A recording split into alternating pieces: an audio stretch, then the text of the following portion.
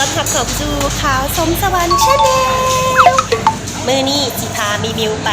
ซื้อของขวัญวันเกิดเนาะเพราะว่ามื้ออื่น31ธันวาเป็นวันเกิดของมีมิวแต่ว่ามื้อนี้วันที่30เนาะสิพามีมิวไปซื้อของขวัญวันเกิดแล้วก็ซื้อเครื่องของมาจัดงานวันเกิดให้มีมิวเนาะซึ่งตอนนี้แวะกินข้าวเปียกอยู่รักแปดเนาะมีมิวหาการ์ตูนเฮ็ดชมมัวงามนะคุณนะตอนไหนแซ่บอยู่อ่ะหุ่นนะหุ่นเบาคนไหนมาหุ่นไหนแซ่บ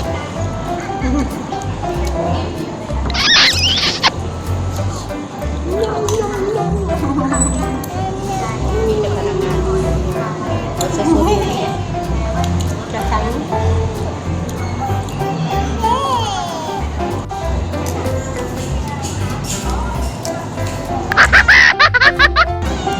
เห็นทางไหนวะแซ่บเห็นทางไหนวะ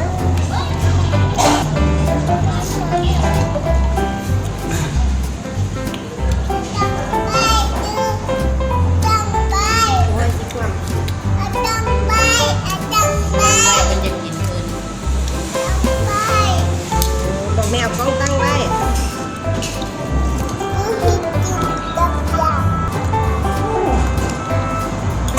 น่ะมันกินแล้วมันไปยิ้มใคร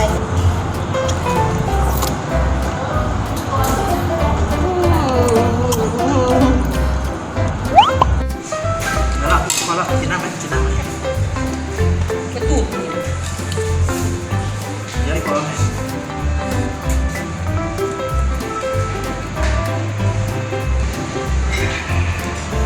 แซ่บปะลูก แซ่บบ่แซ่บบ่พูดเ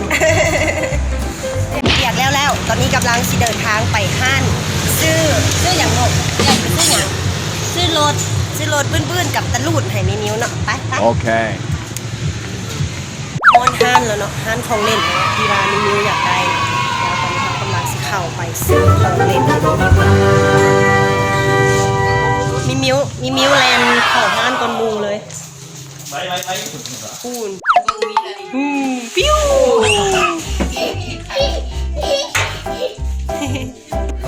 ปฏิ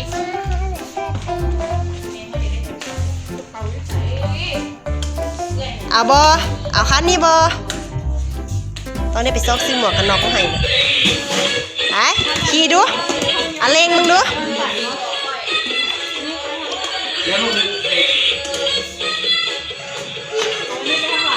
เอาตีนลูกใส่ไหมเอาบ่สนใจละเอาอยู่วะรถน่ะเอาอย่างเอาอันไหนบอกแม่ก่อนซื้อตะลูดน่ะนี่เพิ่นเอาตะลูดขึ้นรถละนี่เพิ่นเอาตะลูดขึ้นรถแล้วเย้ใจว่าเต็มคิวลูกเต็มคิวกันมาเย้ได้ตะลูดแล้วบ่เอารถซ้ำรู้ดีใจวะ thank you กันไหม thank you กันเย้ยิ้มก่อนแม่พาไปเล่นตะลูดอยู่ไอติกยิ้มก่อนยิ้มงามๆเย้เอาลูกจงหันไปว่าตีนมันไอติก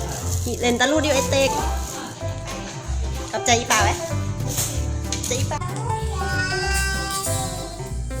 ลูกไปขอบใจถูอย่างดีขอบใจไหม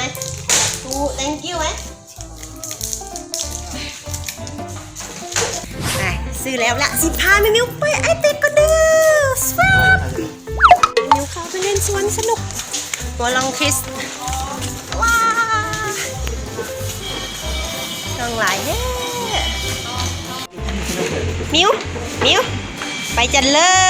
ยบายบายคุณนะเดินริ้วๆไปเลย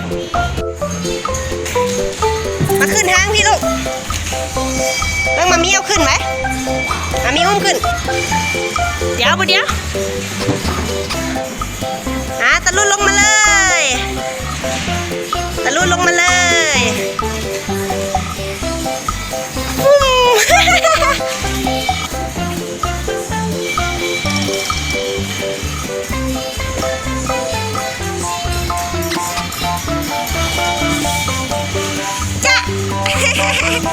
จ้าเอว้า ให้ปลาไว้มีมาพร้อมไดมีมาพร้อม รถกลับมาแล้วรถกลับมาแล้วคุณรถ 1 2โดด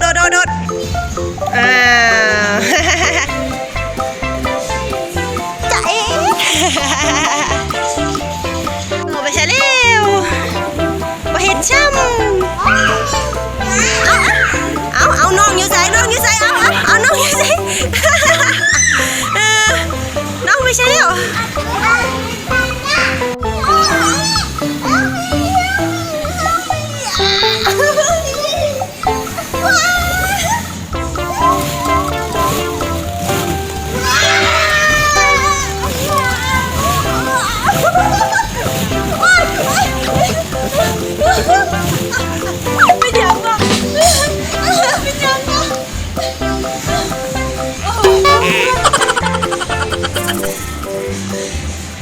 เอาเดืองดับได้บ่เอาตุ๊ด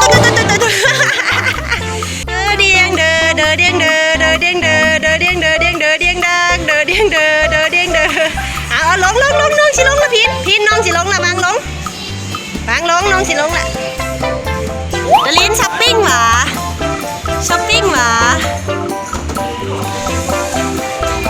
สวัสดีค่ะคุณลูกค้าจะรับอะไรดีคะไปช้อปปิ้งไหม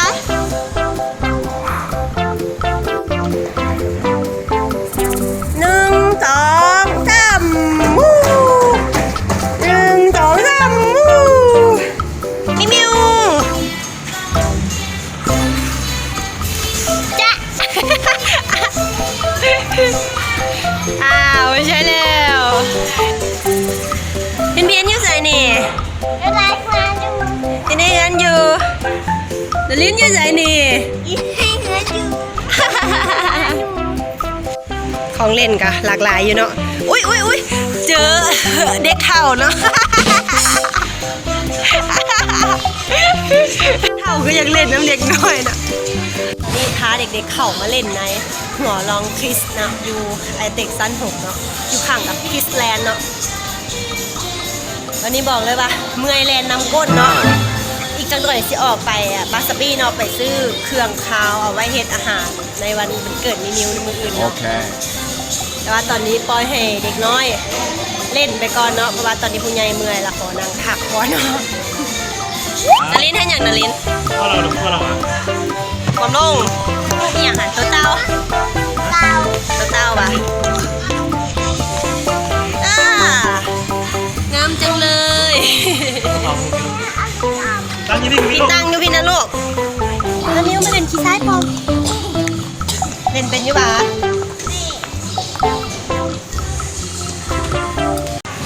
2 ตุลานี้ทายกับคริสต์มาสต้นเก่าอีกแล้วพี่กายนี่กับต้นนี้มิวบูน มิวไปช้อปปิ้งเหรอมิวไปช้อปปิ้งแล้วตอนนี้เข้ามาในบาสบีแล้วเนาะมิวเห็นหยังมิวคิวล้อสบายแท้เบิ่งพุ่นน่ะเบิ่งจะเบิ่งมือขัดหัวอย่างนี้ปานเพิ่นนอนเพิ่นน่ะเพิ่นเฮ็ดน่ะ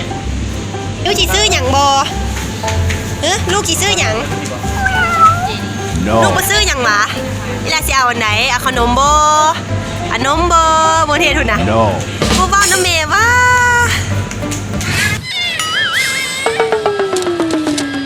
อันนี้18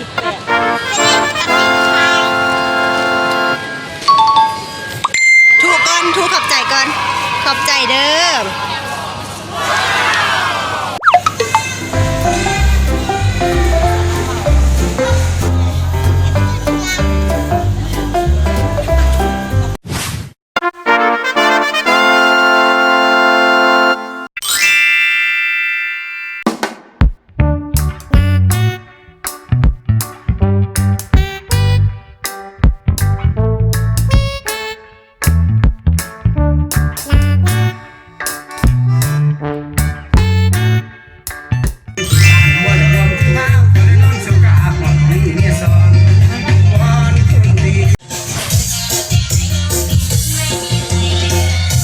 ข้าวปุ้นต้มไก่ตุนไก่เดือดลูกสิ้นอันนี้งานวันเ เกิดของมิมิวจะเริ่มขึ้นแล้วเนาะพาไปเบิงแขกที่มามื้อนี้เนาะ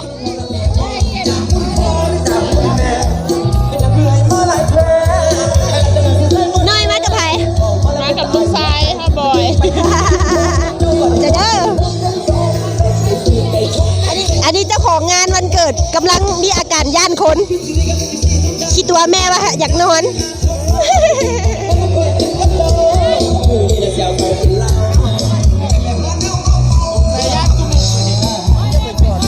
อาลีเฮ็ดสาวแท้มาสิกินข้าวแล้วเหรอมาสิจะกินไหมเหรอเราดูฮัลโหลโอ้ยฮะ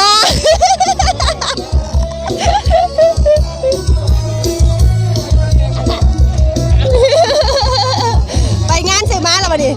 ไปงานอื่นมาล่ะงานที่3แล้วนี่วะอันนี้พี่น้องจะฟ้องเนาะปะเกตเนาะสบายดีปีใหม่ ลุงบุญจะมากับใครมากับเมียกับลูกมากับผู้สาวบ่เห็นไหมป้าทักทายสบายดีโซเขียวเนี่ยอันนี้ลุงบุญนะลุงไงเนาะบ่เซ่เต้นแดกๆอยู่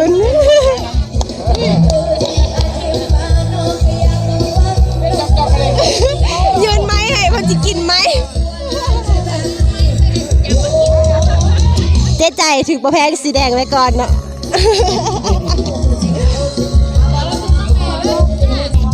เมาแล้วปะสัมภาษณ์นะเมาแล้วปะยังโมเมาได้บ่เข้าดาวได้บ่ยังโมเมาเข้าได้อันไหนเป็นตะเมื่อก่อนปะเข้าดาวเข้าเดือนนี่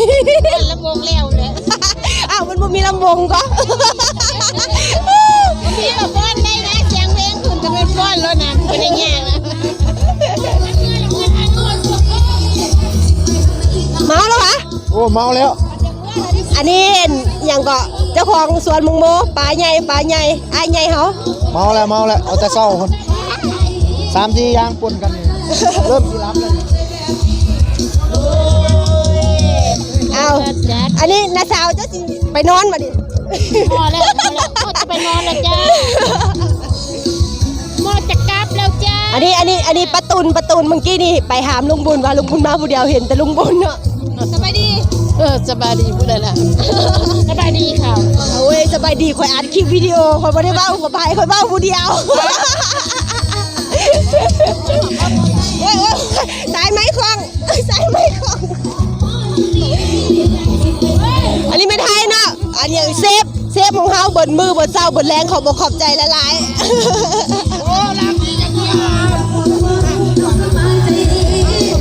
และนี่ก็แม่นบรรยากาศของแขกที่มาร่วมงานมื้อนี้เนาะกับประมาณนี้เนาะเดี๋ยวอีกจักหน่อยเป่าเค้กมีมิวเนาะเอามาเนี่ยสิได้เค้กเนี่ยมื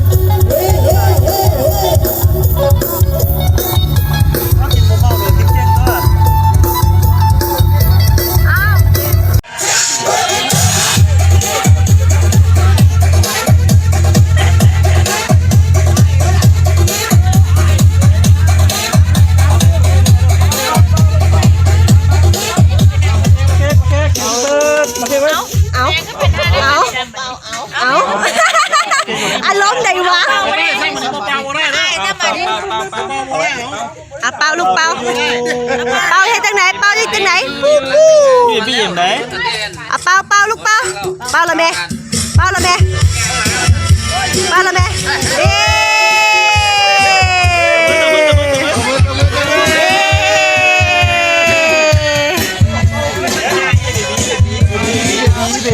พี่แพง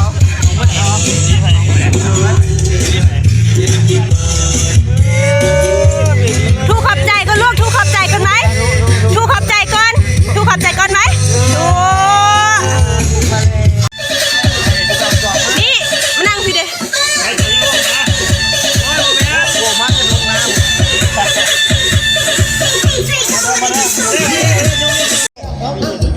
อันนี้เซียวพานเนาะมูสมัยห้องเฮียนประถมเนาะเอาดังท้ายสบายดีนะ สบายดีเพื่ออะไรล่ะ สบายดีกล้อง สบายดีสบายดี อันนี้เมียเพิ่นเนาะไม่เซียวเนาะ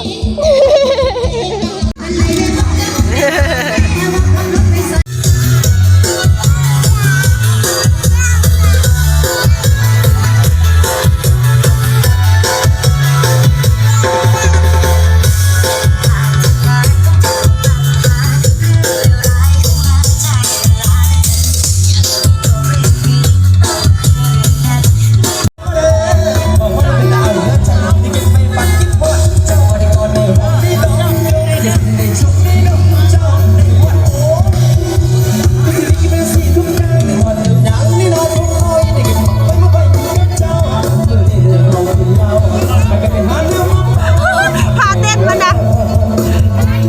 ซิดนีย์ไก่มาบอกสาวเชอรี่เอาบิลลี่ไล่ส่วนไปเป็นบัตรดีดีดังดีดีดังดีดีดังดีดีดังดี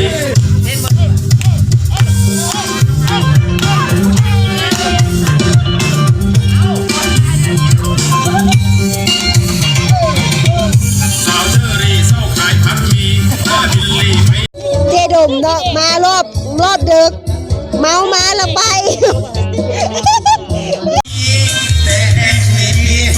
อย่าคนทำนี่เนาะ3 โมงใกล้สิฮอดสุโมเข้าดาวแล้วเนาะเลือกกินเบียร์กับเสี่ยวดม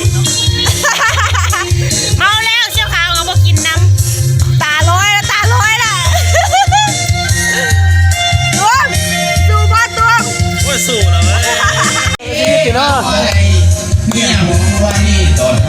เป็นซ่อมมาหลายเมื่อได้เองนี่ ตอนสลาสำลักมังสา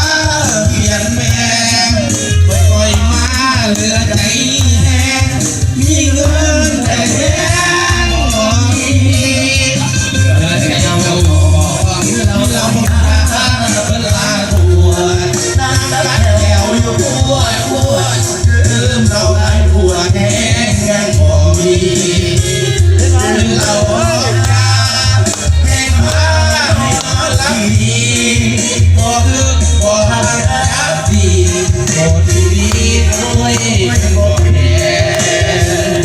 ก็เป็นบรรยากาศทั้งหมดของงานวันเกิดของมิมิวครบรอบ2 ปีเนาะอ่ะขอขอบใจสำหรับคนที่รับชมจนว่าจบคลิปเนาะถ้าผู้ใดมาคลิปนี้อย่าลืมกดไลค์กดแชร์กด Subscribe แล้วก็กดกระดิ่งติดตามเลยเด้อสำหรับมื้อนี้ขอลาตัวไปก่อนสบายดี บ๊ายบายบ๊ายบายบ๊ายบายบ๊ายบายก่อน Happy New Year บ๊ายบายบ๊ายบาย